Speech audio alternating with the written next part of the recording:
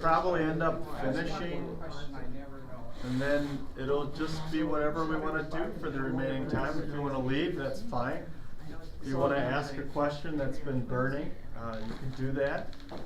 But I will ask you a question at the end about what we want to do next. So if you haven't already thought about that, maybe start kicking that around at the end in the back of your head. We've got like half a page left on marriage and family. Not much.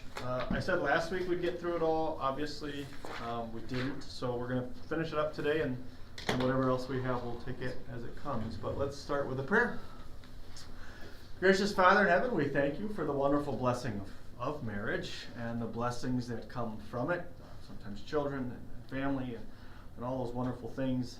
As we study your word today, help us grow in our understanding of the blessings and the benefit of marriage itself. We ask this in Jesus' name. Amen. Now, I'm going to bump just a little bit up. We did talk about this last time. I remember talking about it. But I think it's worth just touching again. And since we have so much time, if you have a question, you can obviously ask it. But as we think about the blessings of marriage, the first purpose for marriage is companionship. And then along with companionship comes the sexual intimacy of the two individuals, and then sometimes comes children. So then the study that we're working with suggests to say, hey, let's comment on these things. Sexual relations outside of marriage, we obviously said that is sinful. We looked at a passage from Matthew 19. That's where Jesus is speaking, and he says, there's no reason for someone to get a divorce unless for marital unfaithfulness, unless for adultery, which we talked about. And then there's this passage, at least that I wrote down, which is also 1 Corinthians 7. Right here at the very beginning of the chapter, it says it's good for a man not to touch a woman, but because of sexual sins, each man is to have his own wife, and each woman is to have her own husband. The husband is to fulfill his obligation to his wife, and likewise the wife to her husband. The wife does not have authority over her own body, her husband does. Likewise, the husband does not have authority over his own body, his wife does. Do not deprive one another unless you both agree to do so for a time in order to devote yourselves to prayer and then come together again. So Satan does not tempt you because of your lack of self-control. Now, in this regard, we would say part of that companionship is sex, and as we look at what Paul says, right, the desire is, as you think about the main purpose of marriage, having someone you get to serve the rest of your life, along in that realm comes sexual happiness, sexual intimacy as well. So anything that would take place outside of marriage, we would say is wrong. Adultery, I've already talked about. Incest. If you wanted to look at the passages, they're in Leviticus 18, where God kind of lays it out for the Israelites, right? You're not supposed to have sexual relationships with those who are in your family in that regard. And there is no New Testament passage, like as I said last time, to my knowledge, that discusses this, but we can clearly see from what God says in the Old Testament that this is something that does not please him and is not good for us. So in that regard, we would refrain from it because God says it's not good. And then the last one is homosexuality. And I thought maybe we deal with this more than the others, or at least see this more than the others, so maybe there would be questions on it. But Bob, go ahead. Oh, I was thinking, how far does the family go? Or, like, how far until you can actually ask someone to be your wife? Is that what you're saying? In this regard, I would say, if you really want to look at it, what does it lay out for us in Leviticus 18? Those are the passages that I would look at. And as you keep going, let's see if we can just find them. Laws against incestuous relationships, and here they are. No one shall approach his own flesh and blood, and I don't know what the note's going to say. Literally, shall draw flesh and flesh. The prohibition includes relationships for blood and marriage. So that would almost seem like closer than farther out. to uncover their nakedness. Let's see here. I am the Lord. You shall not uncover the nakedness that is reserved for your father. That is the nakedness of your mother. She is your mother. You shall not uncover her nakedness. You shall not uncover the nakedness of your father's wife. It is nakedness that is reserved for your father. This would be an example of something that you do see in the New Testament. 1 Corinthians 5 talks about a man who is sleeping with his father's wife. I honestly don't think it falls into this category, but this category. But even here, what do we see? God says this is something that is not good. So we would say, if you have step-siblings, like if you have a step-brother or step-sister, that would not be good in God's eyes, right? Because this is someone who's a part of your family, which is kind of what that footnote was saying. You shall not uncover the nakedness of your half-sister, whether she is your father's daughter, there you go. A mother's daughter, whether born in the house or outside. You shall not uncover the nakedness of your son's daughter, or your daughter's daughter. That would be like uncovering your own nakedness. The nakedness of the daughter of your father's wife, the adopted child of your father. She is your sister. You shall not uncover her nakedness. You shall not uncover the nakedness of your father's sister. She has the same flesh as your father. You shall not uncover the nakedness of your mother's sister, because she is of the same flesh as your mother. You shall not uncover the nakedness of your father's brother by approaching his wife. She is your aunt. You shall not uncover the nakedness of your daughter-in-law. She is your son's wife. You shall not uncover her nakedness. You shall not uncover the nakedness of your brother's wife. Her nakedness is reserved for your brother. You shall not uncover the nakedness of both a woman and her daughter.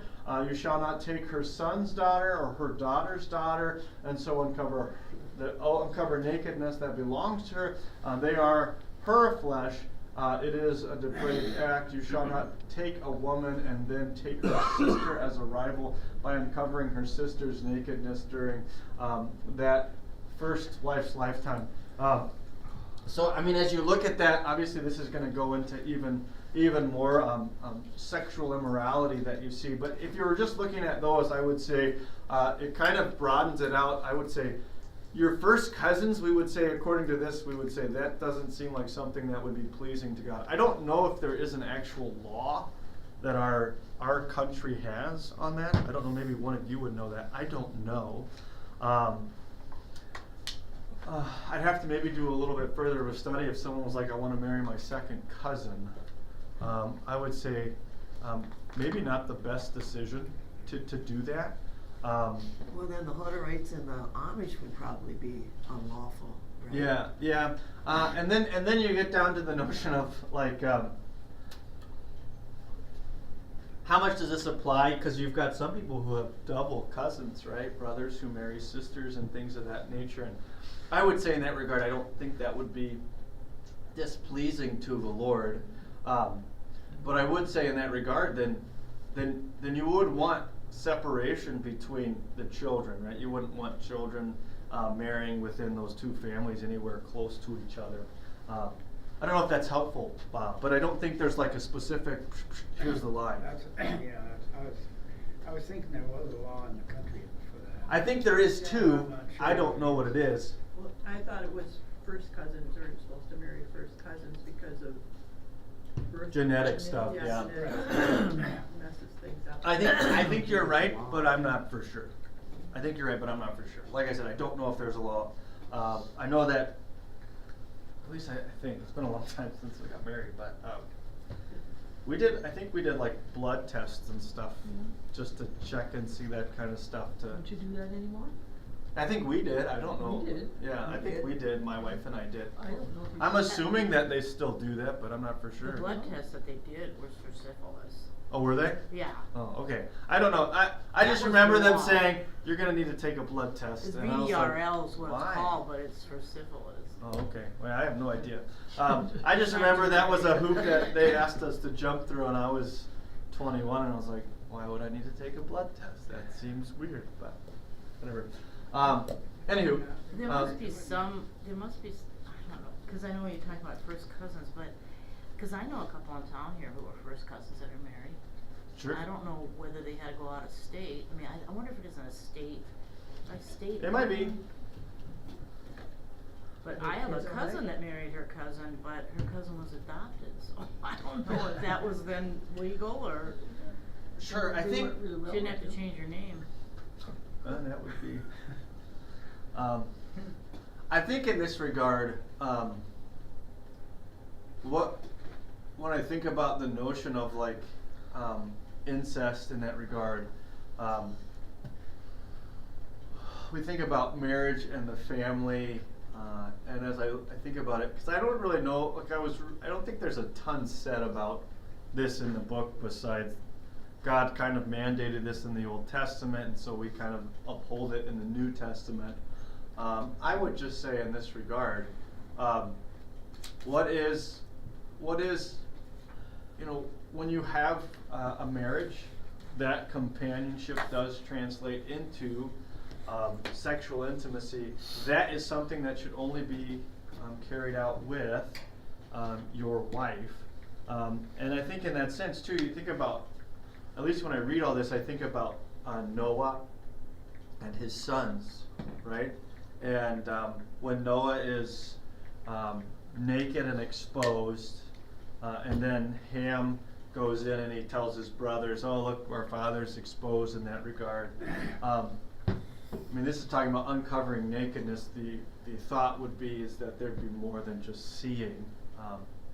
But I think in this regard, the desire for God is to protect, and then also to say, here's a proper outlet for these sexual desires, and that should be with your spouse, and that should be outside of your family, right? Because the very first passage that we have, which is prescriptive about marriage, is a man will leave his father and mother and be united to his wife, and the two will become one flesh. And you wouldn't be leaving your father and mother if you would be marrying within your own house. At least in my mind, that's the way I would understand it. So, Well, it says it's legal for second cousins to marry in all U.S. states, but then first cousins are legal to marry in some states. okay, well there's the legal So issue it's a- taken care of right It's a there. state thing. In this regard, we would say God's law, and I think part of what you had said, I think God is safeguarding his people against, which we oftentimes see that taking place, don't we?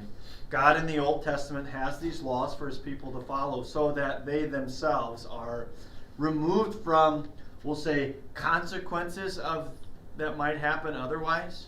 Right? If you start to intermarry, you start marrying your brothers and your sisters, which happens and has happened in history. What happens?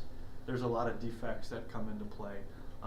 And life expectancy then can drop because of those type of things. I think about the Habsburgs, if you know them. They look the way they do because of that.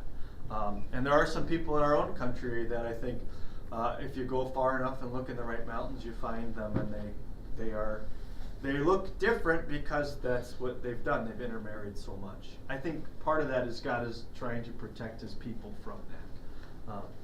And in this regard, we would say there's plenty of people among the 12 tribes that they can easily find someone far enough away where they Like after the flood though, there was only the Right. 5 people there. Right, in that regard, we would say in that regard, they would be marrying Yeah, first they'd have to. cousins. There wouldn't be No anybody question else. about it, right? And we would say, if you'd even go further back to Adam and Eve, you would say they would have to be marrying either siblings Or first cousin. or cousins. Siblings or cousins. I don't know if there's any more to be said on that. We can keep going. I'm sure there is more to be said. But homosexuality, we talked about this last week. I don't know if there's any really questions about it. I would say if ever you deal with someone who's talking about this, I think Scripture is pretty clear. We looked at it last week. Romans 1 speaks very clearly to it. And then also 1 Corinthians 6 also speaks very clearly to it. The bottom of this Leviticus, though. Yeah. That's where we're at. The very last line there. Right here? You were just reading all that. Yeah. You shall not. Whoops! You went past it now. Just kind of scroll. This way or the other way? But your children can now know you it? covered it up again. Okay. You shall not take a woman and then. Oh no! Wait. Keep going. There's at the end of that. This one. well, no, okay. No, you're too far. Now you're too far. Sorry. What Whoops, verse? stop right there. You shall not lie I with doubt a a man. male as you do with a woman is an abomination. Yeah, right. And so sometimes the people's argument is these laws don't apply to us anymore. So it's okay to throw your kids into a sacrifice. I guess we're doing that already with abortion. Well, I mean, like, so the argument is, and I think there's a legitimate argument to that thought, is that we're not really governed by these laws the way in which the Jews were. That's a very fair argument to make, right? That isn't to say what God is mandating for his people is bad, right? Because I think everything that God was telling his people to do, if you really think about it, has some kind of like consequence or some kind of reason underneath of it which would make it like good. So in this regard, some people will make the argument, which I've heard very often, that this passage cannot pertain to New Testament believers because we're no longer underneath the law of Moses, right? And they would very rightfully say, "Did you have bacon this morning?" As an example. And I'm guessing if you're, well, I didn't have bacon this morning, so. But in that regard, if you've had, then you would say, well, see, you don't believe that you're under these laws either, right? Because you eat pork, right? And we would say, right, these laws don't pertain to us. They're a shadow of the thing to come, which is Colossians 2, right? Jesus is the reality, right? All of these things are pointing the people towards Jesus as God is governing his people out in the wilderness, or even as they come into the promised land. Yeah, he does set forth laws to try and, one, they're a theocracy at this state, which I think is important for us to note too, that God is governing them, not only from a religious aspect, but from a social aspect, a civil aspect. He's trying to govern them and ways in which to keep them functioning in a way that's pleasing to him. And so, yeah, there are these certain laws that are in here that we would say, yeah, we don't follow them either. We don't follow them either, right? Now, obviously, it doesn't mean that these laws are not good or are good for people in general. It just means we don't live under them anymore. And so then if you're going to talk about issues like this, in my mind, I'm not going to even come to Leviticus 18. I'm going to go to Romans 1. I'm going to go to 1 Corinthians 6, where it's very clearly marked out that the things that God is talking about also translate into the New Testament, because he sees people doing these things, and it is portrayed in a negative way. It is portrayed as someone giving over into sinful lust or sinfulness in the New Testament. Does that make sense? Okay. I don't know if we need to talk any more about that. So where we ended off last week is this, which two sins breaks the marriage bond. We did talk about that. Matthew 19 would say adultery, and then the other passage that we were at when I first opened it up, 1 Corinthians 7, this would be where we would say, we call it malicious desertion. All right, I just got to look and see. 15 is where we're. But if the unbeliever leaves, let him leave. The brother or sister is not bound in such cases, and God has called us to live in peace. And so in this regard, we would say someone who breaks the marriage bond by abandoning, not physically, but it could be physically, but abandoning the really we would say the purpose of marriage, which is that compassion or that companionship aspect. So if a spouse doesn't talk to their spouse, like they go out of their way not to talk to their spouse, and that takes place and that happens for like years, we would say this seems like there's a breaking of the marriage bond here, right? You're not even using marriage for the primary function, right? And I think when we talked about this last week, I said you gotta have to deal with some of these things on a case-by-case issue. And you really kind of have to look at them and dissect them and think about that, because, right, there are certain aspects of marriages where we look at and say, this is obviously not what God intended. This is obviously not what God intended when he created marriage and instituted marriage, is this type of a relationship that is taking place here, especially when you think about abuse and other things like that. So. I don't know. With regard to spousal abuse, comment on marriage is a nurturing union.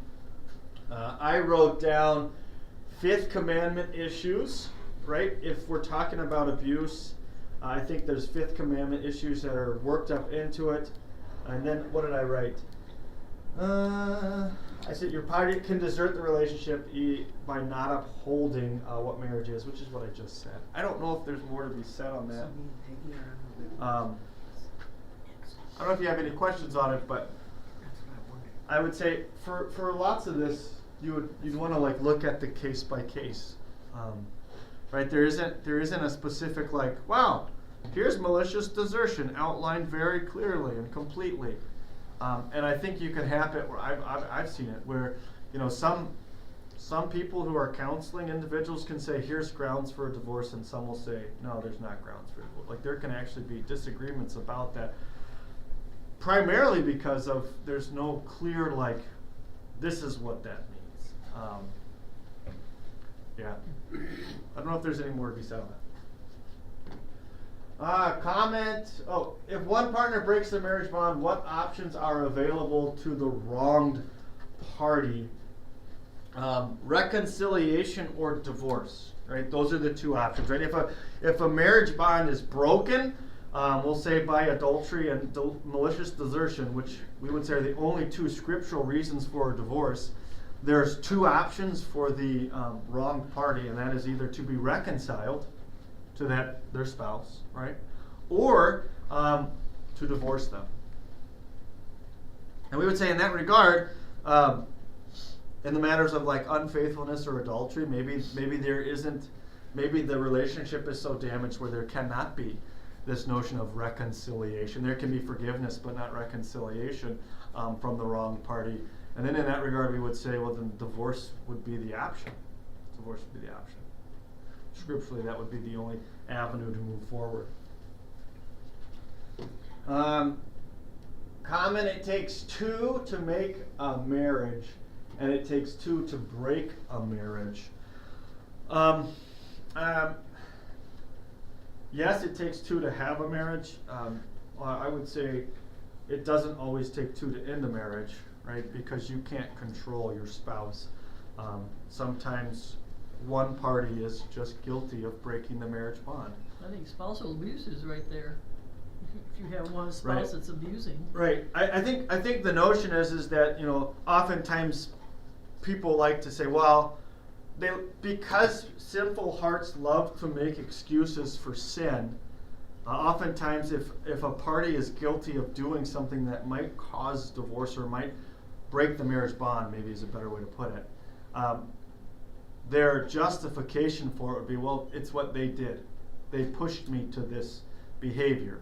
And in that regard, we would say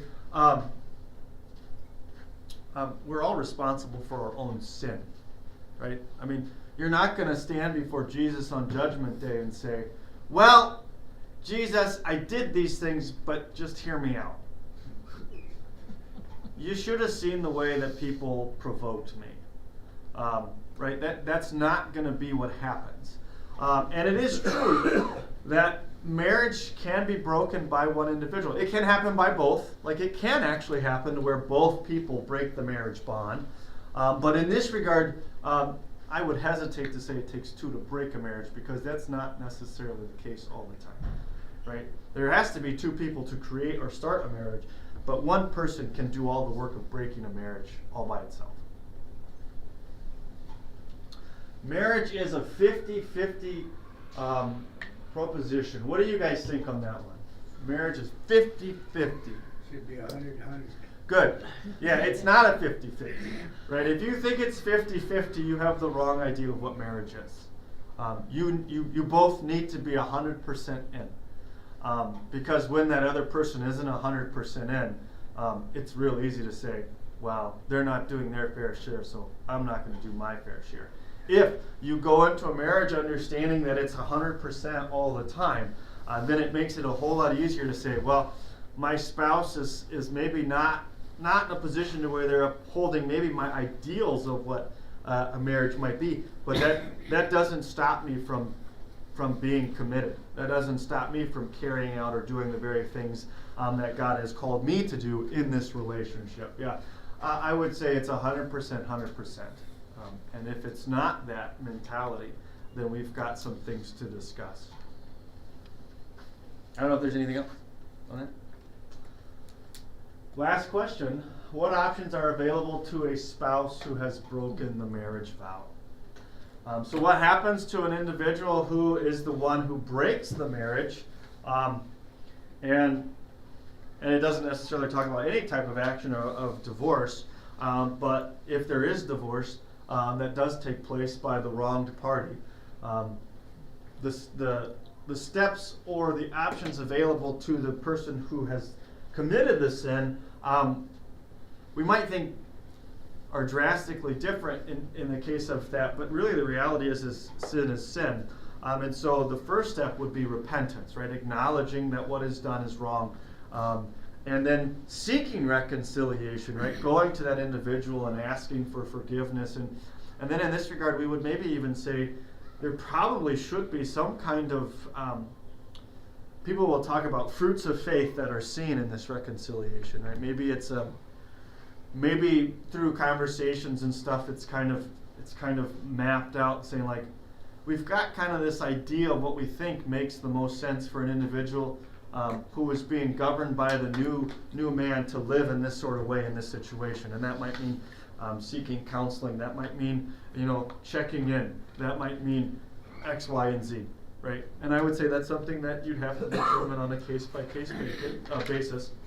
And then if repentance is on the table, like there's actual repentance there and forgiveness has been gone, but reconciliation is not an option anymore because of the damage caused by sin. In this regard, we would say we would say there's passages that talk about remaining unmarried, right? And that would be in the desire to be reconciled to your spouse. Now, if the other spouse remarries, in this regard, we'd say reconciliation is no longer an option. And in that sense, we would say that individual then could be opened up to be remarried. Does that make sense? All right.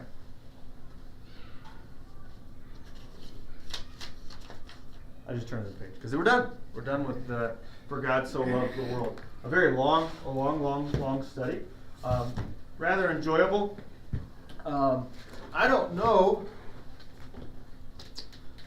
I mean, I thought in my head I would have you guys do an exercise where you would come up with a definition and explanation of the benefits of marriage.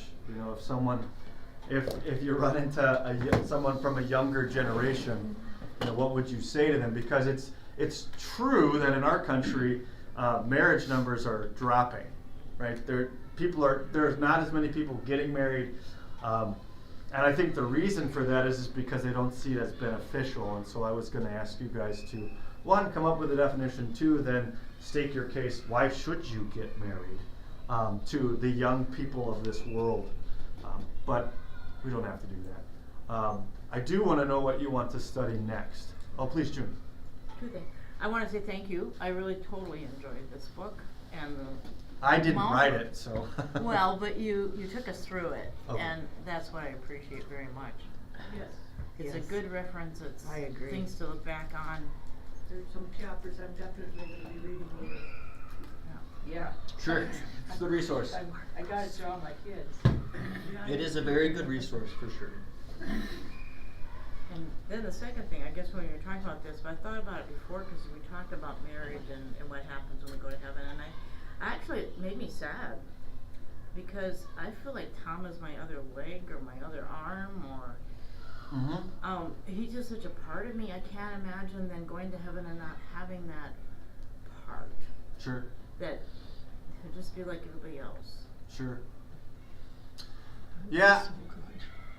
And I can't really speak too much on that. Besides, I mean, we know the passages from Matthew where it says you'll neither be married or given in marriage. I can't really explain that. I think there's reasons why your spouse becomes that way to you, right? And I think part of that is because, and this to me would be a reason or an encouragement that I'd have to individuals, is that your spouse is the one person in this life where you're going to have a guaranteed rest of their life and the rest of your life to practice what Jesus tells you to practice. And I mean like forgiveness and encouraging and teaching and instructing and carrying out these roles which God places before husbands and wives. And I think, in my mind, or at least as I think about it, that's what makes marriage really one of the most unique and special things.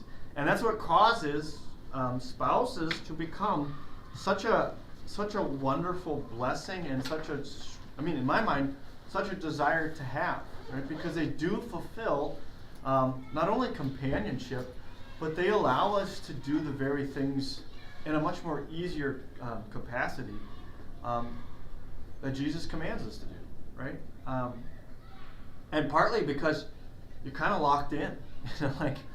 Sometimes it's hard to go and talk to someone about sins that they've committed because you're afraid that the relationship or whatever might blow up and then they won't talk to you for however long. I never feel that way, at least when I confront my wife about my sin or her sin, because I know we kind of have to do this in order for things to just kind of to move forward. And so in that sense you do. There's no benefit of saying we're just going to leave this. There's no benefit to that in marriage. And I think in my mind that is one of the things that makes marriage such a tremendous blessing to an individual, because it allows them to have this platform or this avenue to do that. And once you do that with a person, I think anybody who's married and understands what Jesus calls them to, rightfully then understands that this person that I'm having companionship with, that I get to serve as I serve the Lord, does become this special individual, right? And part of that's because there is sin that takes place, and then reconciliation that comes about from it, forgiveness that comes about from it, right? Your spouse then gets to become the person that you really, in this regard, should be the person that you really kind of can share everything with. Your desires, what you hope for, your failures, the way you feel about yourself. You don't maybe open that up, or you don't talk about that with other people, but I pray you talk about it with your spouse, right? Because they're the ones that are there to help you and to serve you in those ways. I think that's why, in my mind, that's why a spouse becomes so incredibly important. And I think that's why, anybody who's been married long enough, when they lose their spouse, yeah, it is like a part of you's gone. Because in reality, they are a part of you, right? The notion of being sad because you won't have that. So as part of the not having that, just because we can't figure out what perfection is and just completeness with God again. So what I was going to say is this, in heaven, imagine if, and this is, obviously there's things about a spouse in this world that are going to be different about, the way that we have relationships with people in heaven. But imagine if you could have that kind of satisfying relationship with everybody. Think about that. That to me is something that kind of blows my mind, that we could actually have a relationships that are maybe truly intimate, not necessarily sexual in any way, but truly intimate, where you can, and it's kind of hard to say even be vulnerable, because in this regard, heaven will have, it's perfect, and we will be perfect. And so in that regard, I think it's really hard for us even to kind of wrap our heads around, the difference of relationships we'll have in heaven as we do here in this world.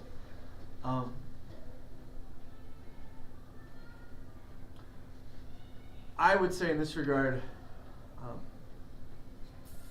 it's hard to say you won't be sad about it in heaven. It's hard to say that, because I understand exactly what you're saying, but in that regard, I'm going to say it, you won't be sad in heaven about it. Which I don't understand how that's going to happen.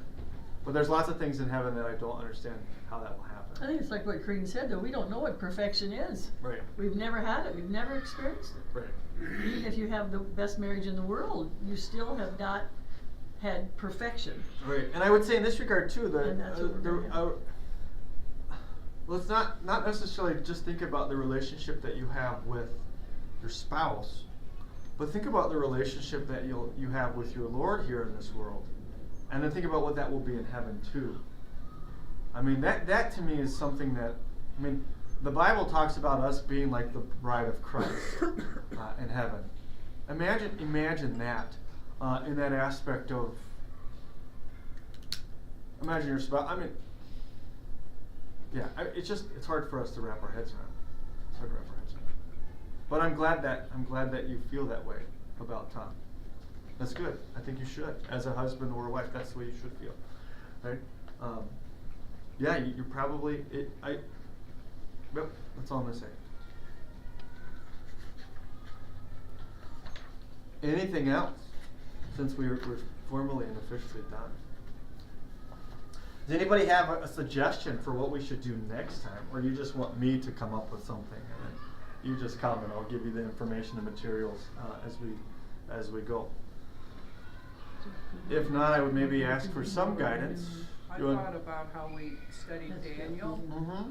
I wonder if we could do Esther, because I feel like I don't know a huge amount about all that background. That would be somebody. Or I thought about later prophets, like Minor prophets? or minor prophets, Mhm, like mhm. Hosea, The and 12 Malachi and- the 12 minor prophets that we only know their name but not much of their books. Yep. We could do that. You kind of chunk them off and work through them.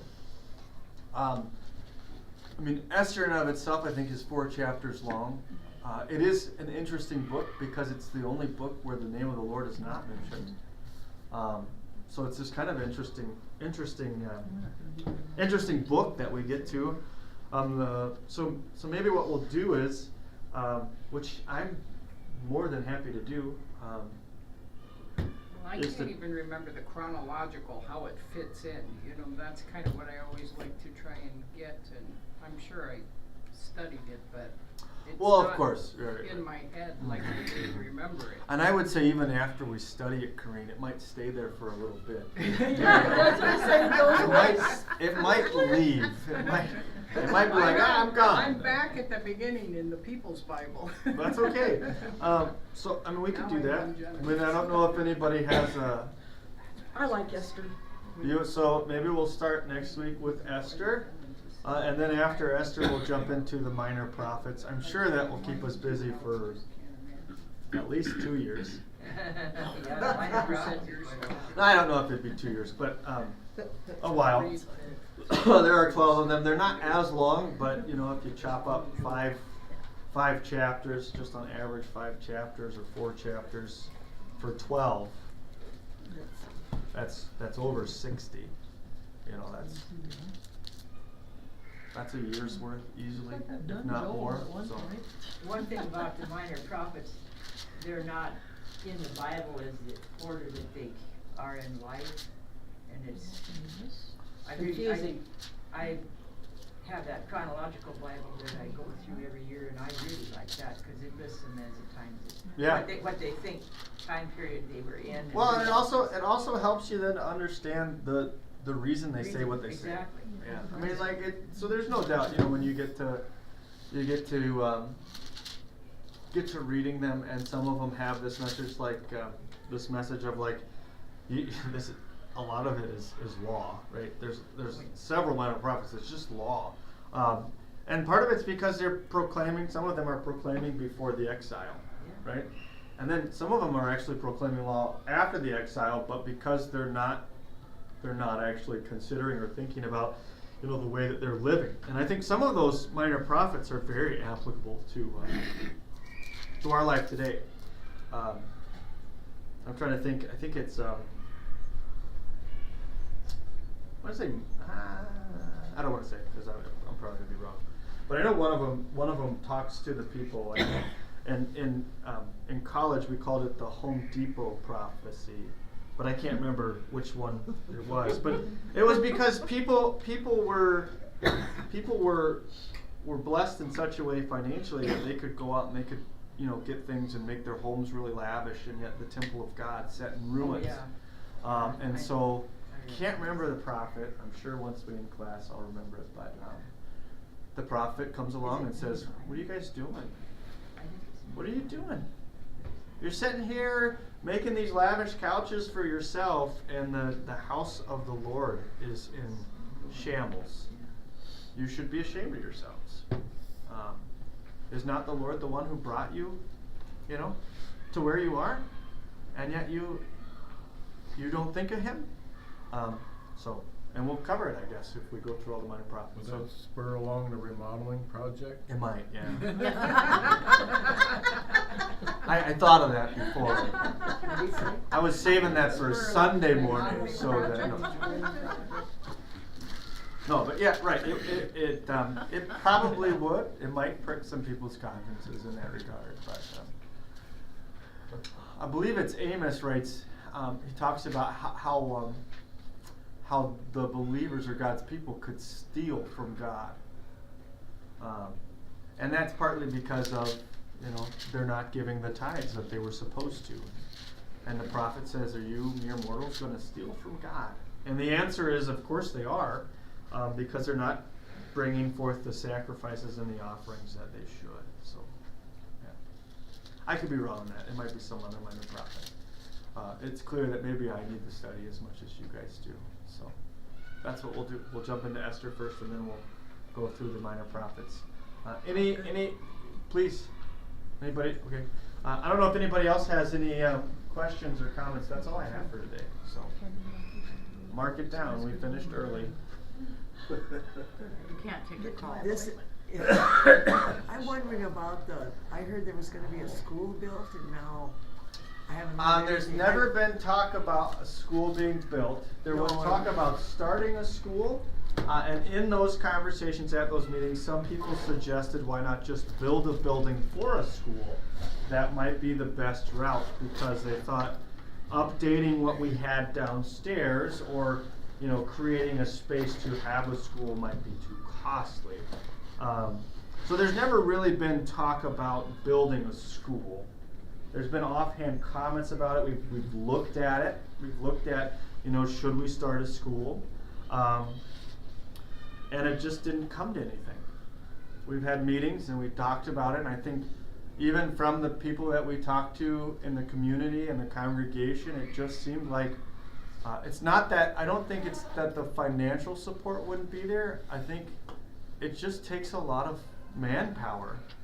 And I think in that regard, we live in such a time where people would rather pay money than put in the manpower.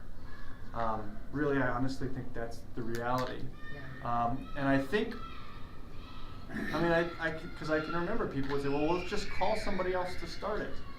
That's not a good idea. It's not a good idea to have a called worker come in to just start a school. It has to be the congregation that does it. So, and it has to be parents that are like, "We're in this and we're going to make it work." And in all honesty, I personally didn't see it. Maybe somebody else can rally that I can't. That's very possible. But I've talked to several people in the Senate, just having a conversation with them, and it just seems like it's not going to happen, at least right now. There was also talk, and I think probably in my mind, a stronger desire for, at least from the community, for like an after-school program. That, in my mind, is something that legitimately could still happen, and I think a school could still happen, but a lot of things we'd have to see a lot more, like support manpower-wise. I think the renovations or the remodeling or the adding on, whatever you want to call this building project, is very early on still. I know that they've had meetings. I know they've talked to architects, and architects have scanned our building. But I think in that regard, I still think, if there's a desire to see something or another, then you should express that to the building committee. Because as of right now, I think the point where we were or are is the point that we'd have to travel down no matter what we did. You know, when we see plans or we see these things and then we start to say, well, is this what we want to do or is that what we want to do? We've kind of put forth, the building committee came up with kind of an idea. And I'm sure that's what the architect's going to run with, which is fine. But obviously those plans could change. The architect scanned the building, which we don't actually have a proper sets of blueprints for our building anyway. Because when they built this addition, they changed things in the building process. And so we don't actually have formal blueprints for it. So when we went to the state, that's been a while ago now, they wanted blueprints and we didn't have it. So it's hard for them to say, okay, yeah, we'll green light whatever you want to do if it's an after school program, because we just didn't have blueprints that were accurate. I'm hoping this kind of remedies that. If you have an architectural drawing or whatever, you know, this firm can kind of stamp their approval on it, and then the state can, if we do want to move forward in those avenues, which is, I think would be a good idea, if we have the ability to. I think we'd have then what we'd need. And I think the things that we're looking at or talking about as far as with the expansion, we haven't really seen much from the architects. I don't really know, you know, what I could say about it. I really hope that part of this is the preschool. I mean, that's where most of our mission work comes into play, because we've got, I think this year we have 34. You've got an individual from 34 different families, some from our church, most not from our church, walk into our building every day, and that downstairs is what they see. So I think I would imagine that as we move forward, that will be discussions that are had. If we wanted to do something like an after-school program, I mean, they're talking about redoing the kitchen, they're talking about expanding this out. To me, in my mind, those are all things that I think could easily kind of translate into that. It's an amazing thing, the way the Lord has blessed our congregation. We really kind of are bursting at the seams for Sunday school, for adult Bible class. I mean, like, legitimately, there's so many different things that we could really do. You kind of have to ask yourself, what do we need? And I think in that regard, people can come to a different conclusion. Go ahead. So do you know how many kids are in the nursery on the Sunday morning? I don't know. Off the top of my head. So that's Mrs. Nauman's room. Then somebody must be in Maria's room, which was my old room, one of those Sunday school classes. Then somebody must be in Ann's room, because that's where I used to do Sunday school. But I know personally, Tiffany is in Ann's office, and she had 15 kids in there last week. Yep. And they sit on the floor. They're third, fourth, fifth. Yep. We're bursting at the seams, and then Teddy's up in the old office for the pastor, and he has sometimes 15. Yep. Then you got Nate is in the one right behind the altar. But think of that, 15 in Ann's office in the old kitchen. Yes, Sitting the old on the kitchen, floor. right, that was the old. Right, I mean, like, legitimately, I think. We've got kids all over. I mean, Yeah, and I think in that sense, I mean, I think it's wise for us to say, I think Ann's office is not a great Sunday school room. You correct me if I'm wrong. No, But I think in that regard, then, But I where think. will you put them? I mean, where can you go? So I think in that regard, I think as we kind of move forward, I think there's going to have to be some kind of thought of that. Because, like, whether it's maybe building a classroom right in here, which to me would actually kind of would make sense, you know? And then I want a patio, personally. That's me personally. It doesn't really matter. But I would love a space for us to gather outside, because I think that would open up some avenues, at least for us to do different things. Like the teen group this year, I think we've had 3 bonfires at the beginning of the year. And it's just, when you sit around a bonfire, what do? You talk. That's what we want from that group. And we want them to share and create this relationship with one another, so it translates over, you know. So I think there are things that still need to be thought about, or things that. And I think if you do have ideas, please let the building committee know. I mean, like, I know that no matter what happens, I think some people will be like, I wish we would've did this, or I wish we would've done this differently, and I think That's that's gonna happen no matter irrevorable. I think, Right. but I think the thing that should not happen is someone comes along and says, we should have done this differently and didn't have the opportunity to speak. I think, in my mind, if you know someone that has an idea, please encourage them to talk to somebody on the building committee so that can be shared with somebody, because Can we go out, just out? to because the street? my desire would be is everybody should at least have the opportunity to say, this is how we think it should be done. Ultimately, not everybody's thought is going to be taken and implemented in, like, that's just the way it is. They're not going to expand my office 4 times as big as it is now, even though I've asked them to. They won't do that, and that's fine. That's fair. But I do think everybody should have an opportunity to say, this is what we think should happen, so that What we are the can numbers just. on Wednesday? We have on average between 40 and 50 for Wednesday school. Yeah, I mean, it's legitimately, we could use space. We could.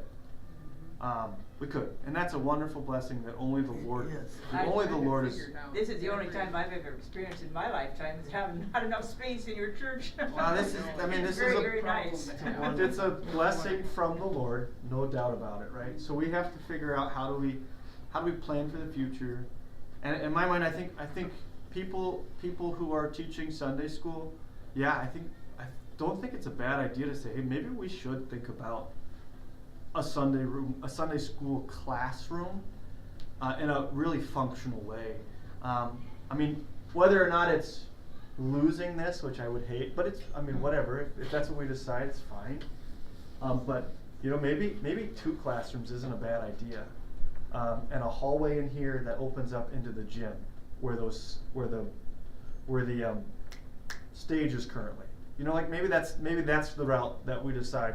We do use that space a ton in the middle, but I think it might not be a bad idea to actually have some more functional Sunday school classrooms. When what do we have?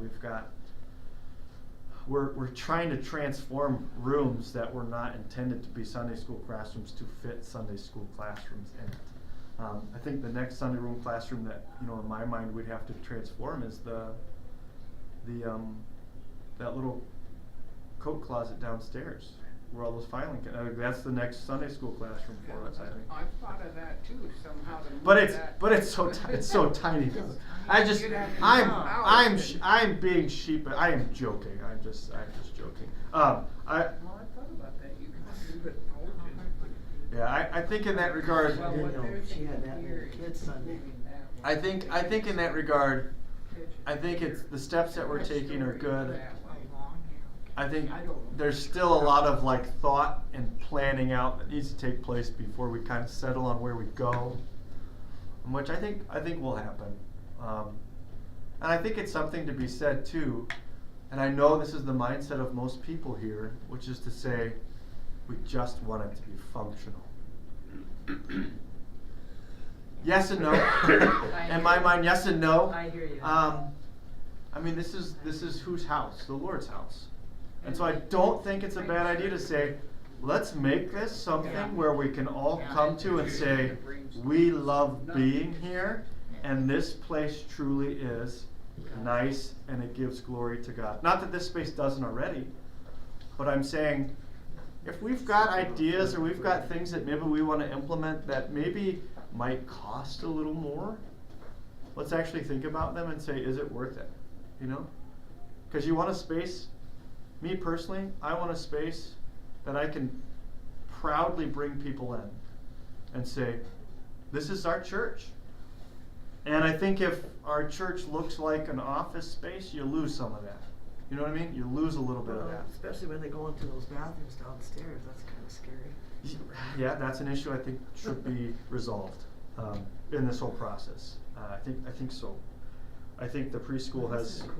I think the preschool is long overdue for Zion? some kind of remodel or some kind of facelift. Before the church burns. and Yeah. it was over, and my sister was going to. Well, now my questions are growing. Trying to figure out what those bathrooms are, I have especially. 3 questions so Well, this is far. 1959. One, did I understand that the architect has already scanned the building? Or is it going to be done? Yes, it's already done. It's already Okay, thank done. you. Idea of the day 2, school. we have a stage. The building is Mhm. 1959. Where is the stage? It's in the gym. It's a collapsible stage. It's a collapsible Portable. stage. It's portable. It has to be put up. Oh, You take it apart, you put it, yeah, take it down. gotcha, okay. And then the classroom with the Sunday school room being on the floor, are they on the bare floor? Are they on mats? Are they on carpet? What are they on? Well, it's Ann's office, and they set on the floor because it's almost impossible to get 15 chairs in there.